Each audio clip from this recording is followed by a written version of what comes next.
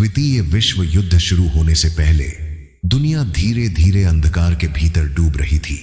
30 अगस्त 1939 Europe की हवाओं में बारूद घुल चुका था। सीमाओं पर खड़े सैनिक जानते थे अब शांति केवल कुछ सांसों की मेहमान है और इंसानियत धीरे धीरे सत्ता, भय और रक्त के नीचे दबती जा रही थी। लेकिन उसी समय सैनिकों के बीच एक नाम फुसफुसाहट बनकर फैलने लगा। डियर डेविल, एक भारतीय लड़का रुद्र, उम्र केवल 21 वर्ष, लेकिन उसके बारे में कहा जाता था वह युद्ध नहीं लड़ता, वह युद्ध की दिशा बदल देता है। जहां वह पहुंचता वहां योजनाएं टूट जाती, रणनीतियां बिखर जाती और इतिहास अपना रास्ता बदल देता। कुछ कहते थे वह आने वाले विनाश को पहले ही देख लेता है और कुछ लोग उसका नाम लेने से भी डरते थे। कुछ साल पहले की बात है। एक रात समुद्र के बीच सैन्य जहाज में कई बच्चों को जबरदस्ती ले जाया जा रहा था। रुद्र भी उन्हीं में था। मदद आने वाली थी, लेकिन सुबह तभी सैनिकों को आदेश मिला, इनमें एक जासूस छिपा है। अगले ही पल गोलियां चलने लगी। चीखों और गोलियों के बीच एक विशाल सैन्य जहाज अचानक युद्ध भूमि बन गया। सैनिक अंधेरे में एक एक कर गिर रहे थे, लेकिन उसी धुएं, आग और चीखों के बीच एक अकेला व्यक्ति आगे बढ़ रहा था। रुद्र, काले ट्रेंच कोट में, हाथ में तलवार लिए, वह अकेला पूरी सेना के सामने खड़ा था। उसकी चाल में जल्दबाजी नहीं थी, उसकी आंखों में क्रोध था। उस रात जहाज पर मौजूद सैनिकों ने केवल चीखें सुनी, धातु की टकराहट सुनी और फिर मौन। सुबह होने तक पूरा जहाज उसके कब्जे में था। उस रात के बाद लोग उसे उसके असली नाम से नहीं बल्कि डियर डेविल के नाम से जानने लगे और वही कहानी धीरे धीरे आग की तरह फैलने लगी। सैनिकों की फुसफुसाहटों से निकलकर वह बर्लिन तक पहुंची और फिर एडोल्फ हिटलर के कानों तक। पहली बार उसने रुद्र का नाम सुना, एक ऐसा लड़का जो युद्ध जीतने के लिए नहीं बल्कि युद्ध रोकने के लिए लड़ रहा था। और शायद यही बात उसे बाकी लोगों से अलग बनाती थी। कुछ दिनों बाद रुद्र को बर्लिन बुलाया गया, एक जो पूरी दुनिया पर अधिकार चाहता था और दूसरा जो दुनिया को विनाश से बचाना चाहता था। हिटलर रुद्र को ध्यान से देख रहा था, लेकिन रुद्र शांत था। उसकी आंखों में भय नहीं था, न घबराहट, न उत्साह, केवल एक अजीब सा मौन। और वही मौन हिटलर को बेचैन कर रहा था, क्योंकि पहली बार वह किसी सैनिक को नहीं बल्कि एक रहस्य को देख रहा था। और शायद उसी क्षण से दोनों की नियति एक दूसरे से जुड़ चुकी थी। बस रात केस व्हाइट ऑपरेशन की तैयारी चल रही थी। एक रेलवे टनल पर हमला होना था। ऑपरेशन इतना खतरनाक था कि उससे पूरा यूरोप युद्ध में धकेला जा सकता था। अगर यह हमला हुआ तो लाखों लोग आग में झोंक दिए जाएंगे। और उसी क्षण उसने निर्णय लिया, वह इस युद्ध को जितना हो सके धीमा करेगा। वह लोगों को बचाएगा, चाहे इसके लिए उसे अपने ही लोगों के विरुद्ध क्यों न जाना पड़े।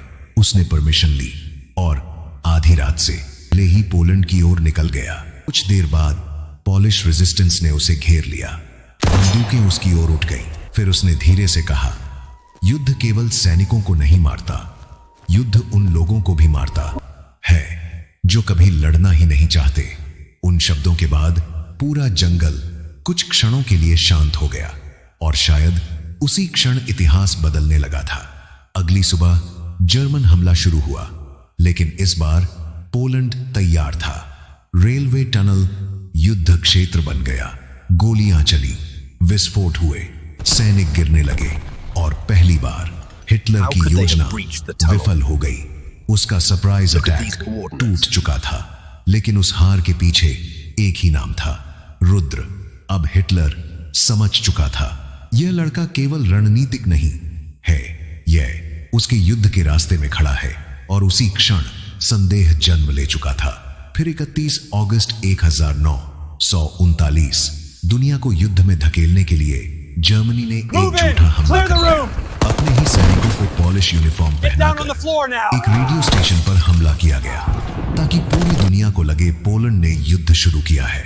लेकिन उसी अंधकार के भीतर एक और आदेश दिया गया, एक गुप्त आदेश, रुद्र को खत्म कर दो। एसएस सोल्जर्स ने रुद्र को घेर लिया। गोलियां चली, मशीन गनों की आग अंधेरे को चीर रही थी, लेकिन रुद्र पीछे नहीं हटा। उसने तलवार निकाली और अगले कुछ क्षणों तक पूरा युद्ध क्षेत्र केवल धातु, रक्त और चीखों से भर गया। वह हर वार केवल बचने के लिए नहीं कर रहा था, वह उन लोगों के लिए लड़ रहा था जिन्हें युद्ध ने कभी विकल्प नहीं दिया।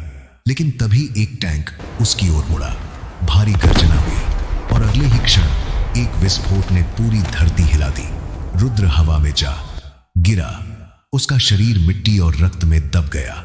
धीरे धीरे उसकी आंखें बंद होने लगी और उसी अंधकार के भीतर सब शांत हो गया और रुद्र गहरी नींद में उतर गया। फिर एक प्राचीन ध्वनि गूंज उठी, रुद्रः शोकं न वेत्ति सः विश्वदुःखे समाहितः। उसके सामने एक दूसरी दुनिया थी, देवों की नगरी, जहां आकाश स्वयं प्रकाश से बना था। विशाल मंदिर बादलों के ऊपर तैर रहे थे, नदियां प्रकाश की तरह बह रही थीं और हवा में दिव्य मंत्र गूंज रहे थे। पहली नजर में वहां सब आप, दान, खाश, दान शांत था, लेकिन उस शांति के भीतर भी एक आने वाले विनाश की आहट छिपी हुई थी। उसी दिव्य संसार में दो आत्माएं थीं, श्रीवास और ब्रह्माणी, दो शिष्य, दो अलग शक्तियों से जुड़े हुए, लेकिन नियति धीरे धीरे उन्हें एक दूसरे के करीब ला चुकी थी।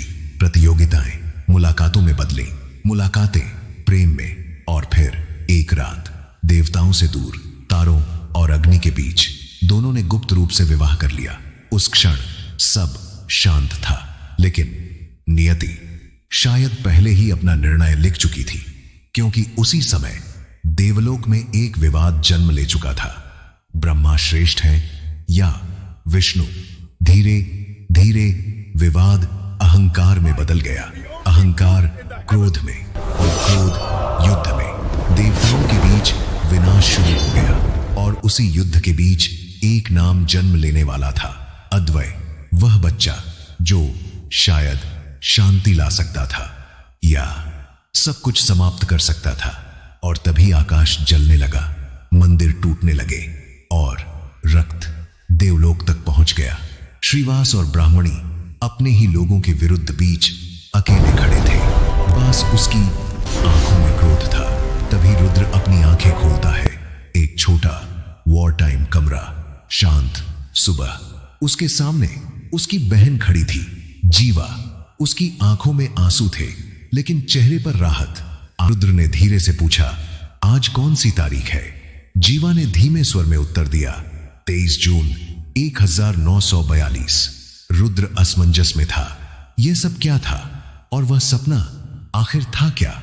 लेकिन अब वह एक बात समझ चुका था, उसका उद्देश्य